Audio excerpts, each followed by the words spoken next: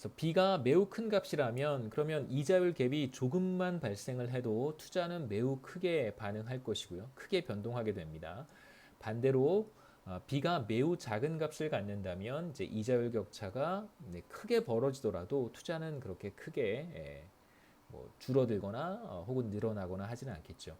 그래서 변동한다라고 하는 것을 이렇게 크게 fluctuate 하는 거예요. 왔다 갔다 하는 걸 우리가 크게 변동한다 얘기하고요. 뭐 변동성이 작다라고 하면 좀 작게 이렇게 변동하는 거고요. 그래서 얼마만큼 크게 변동하느냐, 뭐 이 변동 폭을 우리가 평균을 중심으로 이게 평균쯤 되겠죠. 이 차이를 계산을 하는데요. 보통 분산이라든가 표준 편차를 이용해서 이 변동성을 측정을 합니다. 그래서 평균을 중심으로 이렇게 막 왔다 갔다 얼마만큼 이 폭이 큰가, 폭이 작은가, 변동성이 크다. 이 폭이 크면 변동성이 크다. 폭이 작으면 변동성이 작다. 이렇게 얘기를 합니다.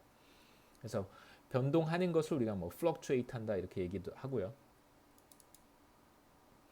자, 우리가 앞으로 B가 어떤 일정한 값을 갖는다고 가정을 하겠지만 이제 B가 뭐 큰 값을 가질 때, B가 상대적으로 작은 값을 가질 때 결과가 또 어떻게 달라지는지 이제 한두 번 제가 여러분들께 소개를 하도록 하겠습니다.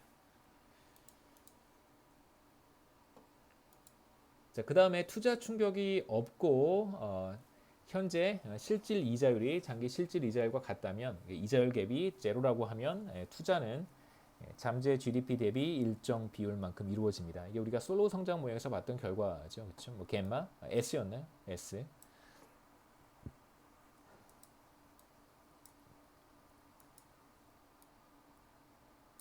그래서 투자가 GDP의 일정 비율만큼 이루어진다는 가정은 우리가 장기 성장 모형에서 솔로 모형 같은 결과라고 할 수 있습니다. 자, 이제 마지막으로 충격을 우리가 볼 텐데요.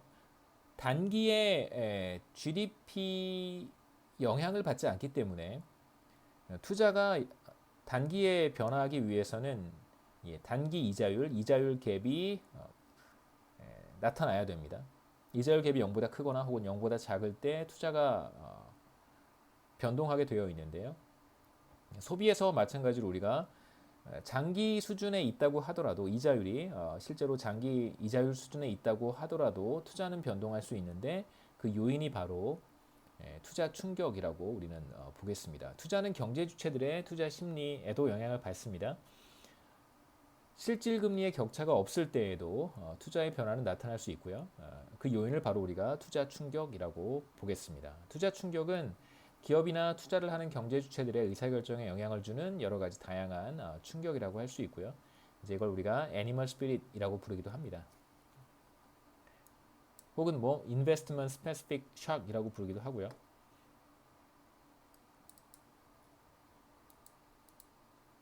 자, 세 번째 컴포넌트는 정부 지출이죠. 우리가 C 봤고요. 그 다음에 I 세 번째 컴포넌트가 이제 정부 지출입니다. 자, 정부 지출은 또 어떻게 이루어지는지. 정부는 경기 부양 수단으로 지금도 정부가 사용을 하고 있습니다. 재량적 재정 정책을 사용하고 있어요. 그래서 경기가 나빠지면 정부는 정부 지출을 늘리는 방식으로 경기를 부양하려고 하고요.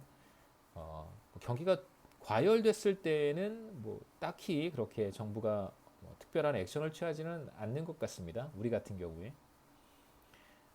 그래서 일반적으로 재정 지출은 재량적 재정 지출을 굉장히 잘하는 국가가 많지는 않지만 어떻게 잘할 수 있겠어요, 그렇죠? 재량적 재정 정책을 잘하는 국가가 있을지는 잘 모르겠지만 만약에 잘하고 있다면 재정 지출, 정부 지출 G라고 하는 것은 GDP와 반대 방향으로 움직여야 될 거예요. 왜냐하면 GDP가 이렇게 떨어질 때 정부 지출은 늘어나야 되잖아요. 경기 부양을 목적으로 정부가 정부 지출을 늘립니다. 그 다음에 이제 경기가 이렇게 과열될 때는 정부 지출을 다시 이렇게 줄이는 방식으로. 그래서 재량적 재정 정책을 굉장히 잘하고 있다면 당연히 정부 지출 G의 움직임과 GDP의 움직임은 이렇게 반대로 나타나야 될 거예요. 그래서 이러한 GDP와 반대 방향으로 움직이는 경기 변동 과정에서 GDP와 반대 방향으로 움직인다라고 하는 것을 우리가 카우너 시클리컬하다라고 얘기를 합니다.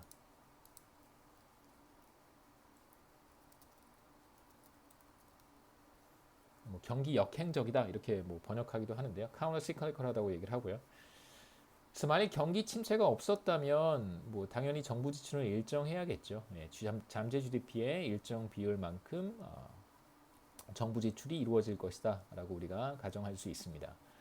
자, 그래서 우선 간단하게 이 식에서 시작을 해보죠. 포텐셜 GDP 대비 정부 지출 GT는 항상 일정한 값을 가질 것이고요.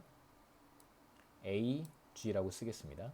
항상 일정한 값을 갖고 뭐 소비든 투자든 마찬가지로 정부 지출 같은 경우에도 충격이 있을 수 있습니다. 그래서 일시적인 정부 지출 충격, 뭐 예를 들면 갑작스럽게 뭐 국방비 지출 늘린다든가 혹은 갑작스럽게 뭐 여러 가지 이유에서 정부의 규모를 축소한다든가 이러한 의사결정을 할 수 있습니다. 경기와 상관없이요. 이제 이런 것들을 우리가 무엇으로 캡처하고 싶냐면 다양한 충격을 보여주는 정부 지출 충격 엡실론 GT라고 한번 써보겠습니다. 그래서 T 시점의 정부 지출 포텐셜 GDP 대비 정부 지출을 결정하는 것은 일정 비율과 충격이다. 양변에 포텐셜 GDP를 곱해서 이렇게 표현을 했습니다. 이제 우리가 사실 생각해 봐야 될 이슈가 정부 지출과 관련해서도 몇 가지가 있을 수 있는데요. 정부 지출은 실제 GDP에 영향을 받지요. 받습니다. 그러니까 어떤 형태로 영향을 받을 수 있을까요? G가 YT 바가 아니라 포텐셜 GDP가 아니라 액추얼 GDP YT에 영향을 받는데요. 어떤 경우에 그럴 수 있을까요? 사실 정부가 균형 재정을 달성하고 있다면 다시 말해서 조세 수입이라고 하는 것과 정부는 사실 정부 지출을 조세 수입과 같이 이제 가져가는 것이 가장 좋습니다. 조세 수입이 적을 때는 정부 지출을 줄이고요. 조세 수입이 많아지면 정부 지출을 늘리고 뭐 이렇게 가면 그것도 또 딱히 뭐 좋다 나쁘다라고 판단하기는 좀 어렵습니다만 뭐 우리는 그런 얘기를 하는 건 아니니까요. 무엇이 더 좋고 무엇이 더 나쁜지를 얘기하는 사람들이 아니니까요. 경제학자들은. 조세 수입과 정부 지출을 이제 일정하게 유지를 우리가 한다고 한번 해보죠. 이걸 우리가 균형 재정이라고 합니다. 균형 재정. 적자 재정은 G가 조세 수입보다 큰 거고요. 균형 재정이죠. 자, 그런데 경제 상황이 나빠지면 조세 수입이 떨어지게 돼요. 경제 활동이 위축되거나 이러면 이제 법인세도 줄어들 것이고 소득세도 줄어들고 이제 국세 수입이 전반적으로 줄어들면 정부의 수입이 줄어들게 됩니다. 자, 그렇게 되는 상황이라고 하면 당연히 정부 지출도 줄어들겠죠. 안 그러면은 뭐 국채를 발행을 해야 된다든가 뭐 다른 방식을 써야 됩니다만 정부가 균형 재정을 달성하려고 한다라고 하면 조세 수입이 줄어들었을 때 정부 지출을 줄이는 것입니다. 그게 균형 재정이에요. 정부 지출을 줄여요. 그러면 사실 정부 지출이 액추얼 GDP에 영향을 받는 셈이잖아요. 조세 수입이라고 하는 것을 통해서. 그래서 GDP가 줄어들었습니다. 액추얼 GDP가요. 자, 그러면 민간 부분의 조세 수입, 민간 부분의 소득이 줄어들 테니까 기업은 이윤이 감소하고요. 그러면 조세 수입이 줄어듭니다. 조세 수입이 줄어들면 균형 재정 하에서 정부는 정부 지출을 줄여야 돼요.